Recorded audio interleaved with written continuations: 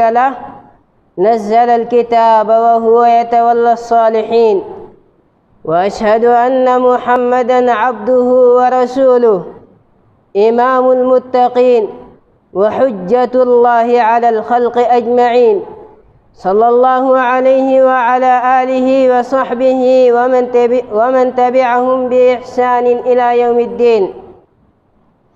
يا أيها الذين آمنوا اتقوا الله وكونوا مع الصادقين. الله جل جلاله هو العلي الأعلى، وكلامه سبحانه أعلى كلام وأسمى كلام وأعظم كلام. قراء القرآن وحفظته تاج شرف لهذه الأمة. قال الله تعالى: وإنه لذكر لك ولقومك ووسام عز في جبين التاريخ.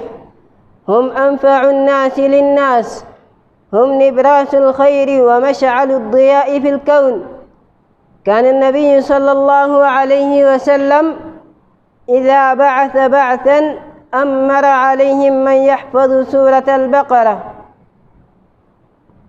من حفظ القرآن فهو كالأترجة، ريحها طيب وطعمها طيب.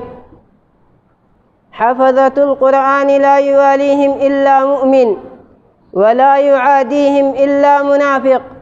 هم أهل الله وخاصته، قوم رفعهم الله بالقرآن فلا يبتغون العزة في غيره.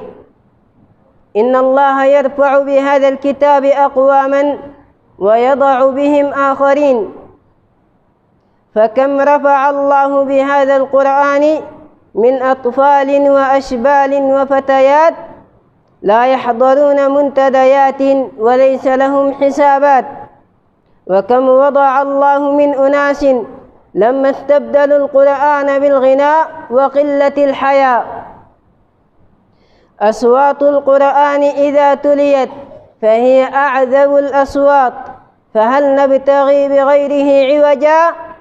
وحملته هم بقاء حفظ